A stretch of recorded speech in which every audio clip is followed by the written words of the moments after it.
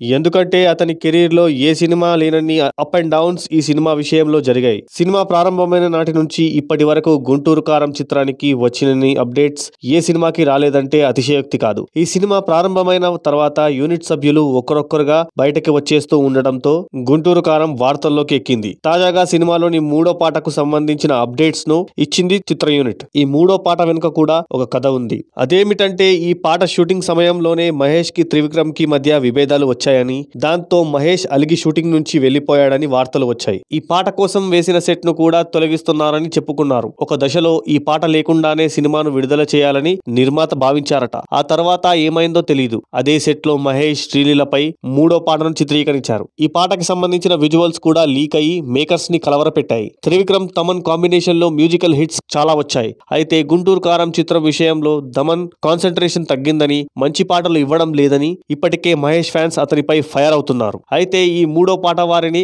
కాస్త శాంతిపరిచే అవకాశం ఉందని తెలుస్తోంది. అసలు ఈ పాట గురించి నిర్మాత సూర్యదేవర నాగవంశీ ట్విట్టర్ లో ఏమని పోస్ట్ చేశారంటే, స్పైసీ మాస్ #1 విజువల్స్ ఇప్పుడే చూశాను, మంట పుట్టించారు, సూపర్ స్టార్ మహేష్ బాబు గారు, శ్రీలీల ఇద్దరు చితక్కొట్టేశారు అన్నారు. ఈ పాట ప్రపంచవ్యాప్తంగా వెండితెరను మండిస్తుంది.